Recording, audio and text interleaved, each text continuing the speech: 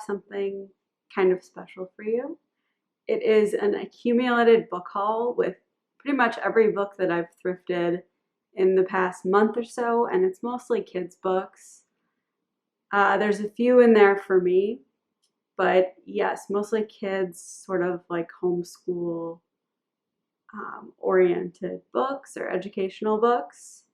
And most of these came from several different trips to the Goodwill outlet, which if you've never been, Goodwill outlet is very different from your average Goodwill. Basically, there's these giant bins of books and they bring them out, they change them out several times a day, and you basically have to dig through them to find anything. And it's interesting. Sometimes you go and you find a lot.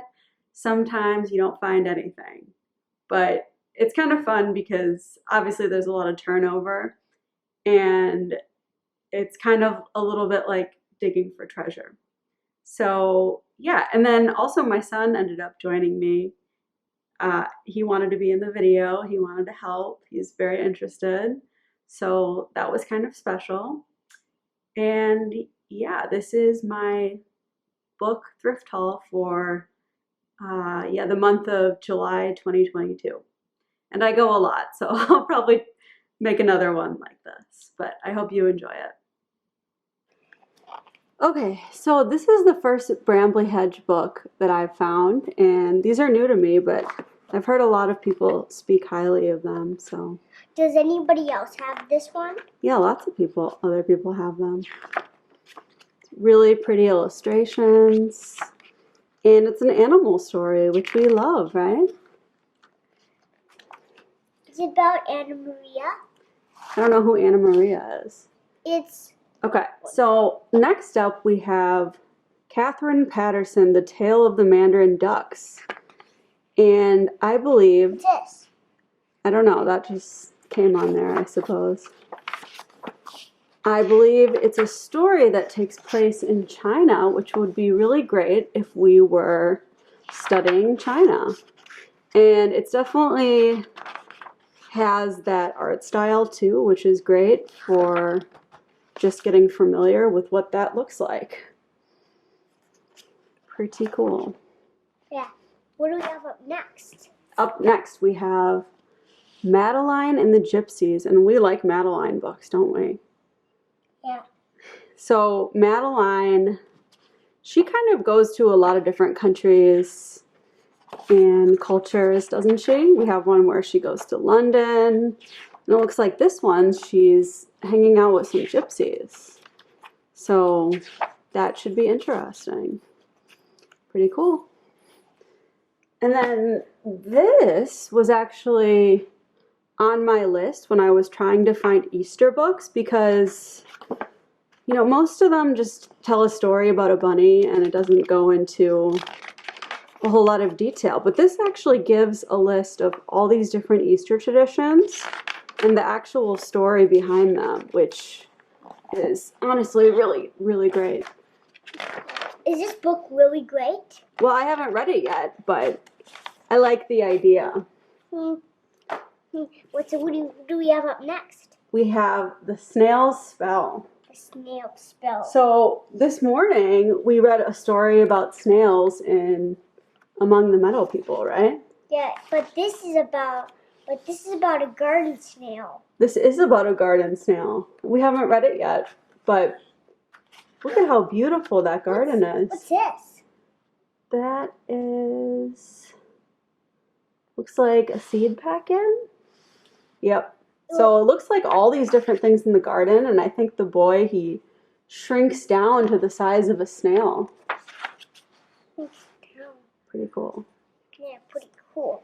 What do we have up next? We have A Child's Garden of Verses by Robert Louis Stevenson. And we have other copies of this book, but we don't have one by this specific illustrator. And I thought that he did a great job, so I wanted to own this because a lot of different people have illustrated these poems. Well, do you have a favorite poem from this book, Gibby? A Child's Garden of Verses? Child's Garden versus. Well, I don't know. You don't know? Child's Garden versus. Okay, The Land of Counterpane. That's a good one, right? I really like that illustration. Isn't that nice? Okay. Well, let's see what we have up. What do we have up next? We have a book. It's called Our 50 States, and the cover didn't look that interesting, but when you open it up, I thought these illustrations were just really cool. Doesn't this look like something you would really like? Yeah. And it's every state has its own 2-page spread, and it just has all of these little tidbits and information. Isn't that neat? And it has like a bunch of people. A bunch of people, yeah. Okay. What do we have up next? We have a book called The Tree in the Wood. It says, an old nursery song adapted and illustrated by Christopher Manson. Christopher Manson, do we have this one? No, but I really like this illustration style. I think it's supposed to be like old woodcuts. Don't, mark my words if I'm wrong. But I was just intrigued by the illustrations, and usually if I buy a book because I like the illustrations, usually it's good. It's a Reading Rainbow book. Those are usually pretty good. Yeah, it just looks interesting. And then this one, I thought we could use if we were ever studying like Africa, because it looks like it tells the story of something that happens in Africa, like an old folk tale or something like that. Like, we have a book of Africa that's kind of destroyed that we're selling. Oh, really?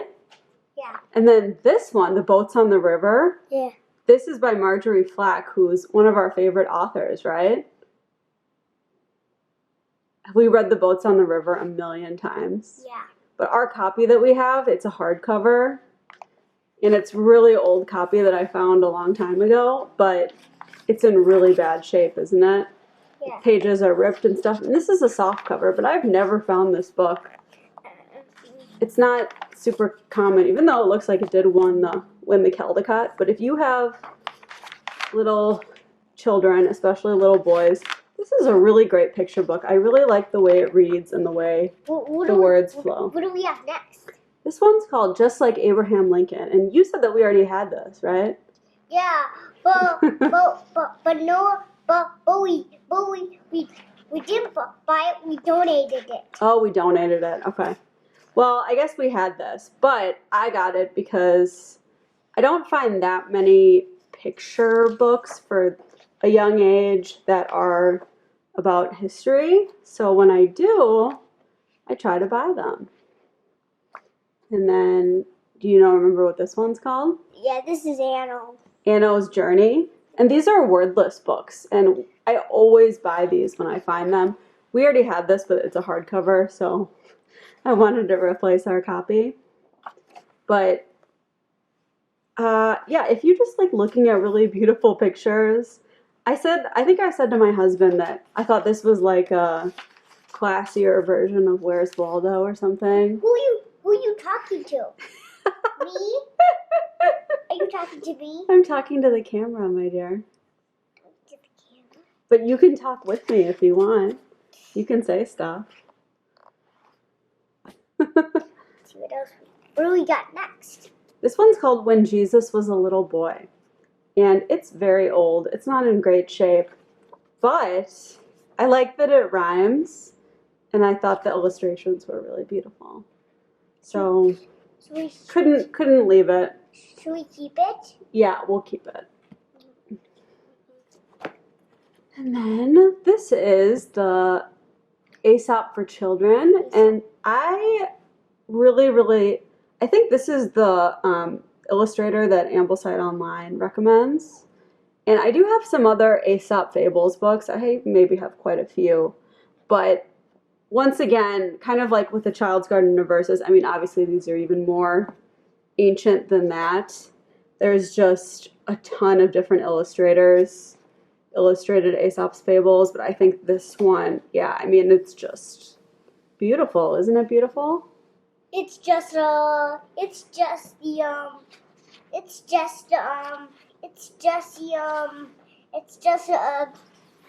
This one also seems really complete to me. A lot of the other ones I have maybe just have, 5 to 10 Aesop's Fables or something like that. And this one seems to have all of them, stag really, beetle. which I like. A stag beetle. Yeah, you're right.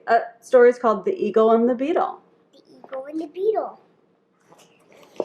What do we got next? So this one's called Lawn Popo. I think this seemed familiar to me. I'm almost wondering if we read this in school, like if I had a teacher read this to me in school. We were always, the schools that I went to were very multicultural, so I wouldn't be surprised if this was something we had read to us. I don't know much about this one. It says it's a tale of Red Riding Hood from China. So I thought if we were ever studying China, this would be perfect. And last of all? Not last of some of the picture books. I have a whole nother stack. This one's called Owl, well, I probably don't introduce, this book is really popular. It's called Owl Moon. For some reason we didn't have it, but I know my husband really liked it when he was a kid. It's about owls and nature, and the illustrations are beautiful, so I was really excited about. So it's the Olive Fairy book by Andrew Lang, and I've only ever found a really kind of tattered paperback of the Blue Fairy book, in person. And this one, I believe, is Tales from India. And it's an older copy, and it's in really nice shape.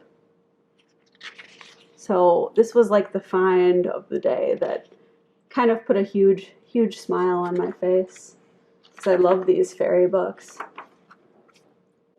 This is the story of Thomas Jefferson, and it's a signature book, which they're actually signature biographies, and I always buy these when I see them. So we're just kind of collecting them. So once again, really pretty illustrations. And it is for a little bit of an older child, maybe like a middle grade level reading, but I'm collecting them now anyway, so I have it when we need it. This book must be from kindergarten. From kindergarten. And then I have these two. Oh, I didn't even realize they were the same. I thought one was Thomas Jefferson. So I guess I bought two of the same book. But it's kind of a cute little picture book about what it was like during George Washington's time. So it just kind of asks questions like, would you go to school if you did? Where did visitors sleep? How did grown-ups have fun? So very informative. And then this, we also already have a copy, but I feel like this is a really good one. I didn't want to leave it, so I'll probably sell it or give it away or something. But I think this is on the Ambleside list. I don't know a ton about it. And then this was Where Was Patrick Henry on the 29th of May? And I always buy these books by Jean Fritz. Not sure how it's pronounced. We could sell our other copy of this. Okay. You don't want to keep the card cover? No. So yeah, these are kind of like historical stories. Once again, he's not quite old enough for this. But when he is, yeah, I think it's like historical fiction. And there's a bunch of them. We have a few already. I find them fairly frequently, but this is like a really nice hardcover copy. So, Full Moons, Indian Legends of the Seasons. I always buy these kind of older legends and folklore books from any culture. And these are all stories about the moon, which is really, really interesting. So we have, it looks like several stories for each season. So this could actually be a good one to go through, you know, throughout the year during each season. So that we have Worm Moon, Planter's Moon. You get the idea. And then this I was also really excited about because it's part of this series called We Were There. And this one is We Were There at the Alamo. And I have always seen people speak really highly of this series. There's a whole series like We Were There at, you know, the American Revolution, that sort of thing. And I've never found one before. So they kind of remind me of like a landmark book or those signature biographies where it's kind of historically accurate, but a fictional story that's fun to read, also for the middle grades. What do we got here? This one's Aladdin and the Wonderful Lamp. So it sounds like it's a retelling of Aladdin by Anne Terry White, who I think wrote some of the landmark books. And this looks like it's part of a series called Legacy Books. And I actually think I have another one, and it's The Golden Fleece. So it must be a series of kind of retellings of these really famous... Are you keeping this book? Yeah, we're keeping it, I think. The Long Lost Uncle. Yeah, just really well done. I love anything from this era, I think. This one is The Nutcracker, which we all like the ballet. Let's see. So basically a Christmas book that I'll probably put with all the other Christmas books. And it looks like it's maybe for a little bit of an older child too, but I think it just tells the story of the Nutcracker, which most people are familiar with. And Frog and Toad. What do you think about Frog and Toad? Well, it's kind of a series copy of Frog and Toad. Oh. But it has some pretty good marks about it. Anyway, we love Frog and Toad, right? Yeah. We love reading Frog and Toad, but the copy that we had was kind of like a tattered paperback. So I just wanted to pick up the hardcover. And I surprisingly don't find these all that frequently. And then this next one, it's a Science I Can Read book. And we are trying to collect, you know, most of the I Can Read books. Not all of them. I'm a little more selective with some of the fiction ones, but I love all of the science ones that we have. So I'm just collecting all of those. And they're great because they're early readers, but they also teach about nature. And we love nature books, don't we? And then these next two are The Golden Guide to Flowers and Birds, which we have both of these already, but I'm always picking up extra copies when we find them because I don't find them that frequently, and we use these so heavily that they can fall apart. So I recommend picking those up if you ever do find them. Next, we have Magnify and Find Out Why, which is another older science book. So it just talks about all the different things you can look at with a magnifying glass and how interesting it is. What were you looking at with a magnifying glass today? I don't know. This was really cool. I love this author, Franklin Brandley. He wrote a lot of the, what are those science books that we like? Well, they're kind of like fiction science books, but this one tells about the moon. Tells about the planets. Yeah, it does. If you couldn't tell. This was kind of neat too. It's about how to draw different sea creatures. Do you think you would like to draw some of these? That sounds pretty hard. Too hard? Yeah. Well, maybe when you get a little bit older.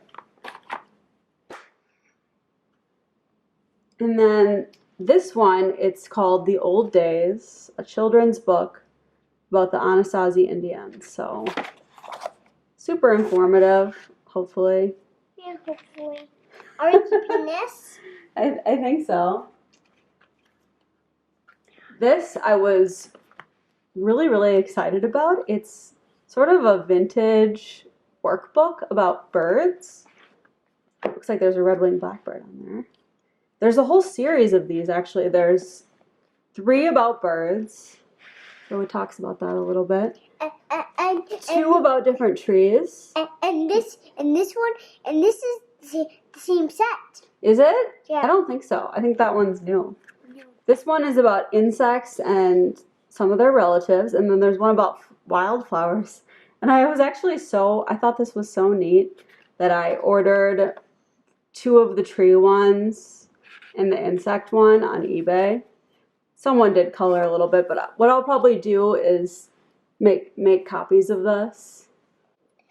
So it looks like someone did color in this a little bit, but not too badly. So I probably will just make copies of it, and then you can color the bird. And it just has all these nice little charts, and it's fabulous. I just love stuff like this. Okay, so last but not least, this is a book for me, or really for us, and it's called 365 Days of Gardening, and it just gives what you should be doing on each day of the year, because I feel like I always miss, it's too late to plant whatever at this point, and I never know what I'm supposed to be doing. I don't know a whole lot about gardening, but it's something that I would like to learn more about, so that's something I hopefully will be able to reference throughout the year.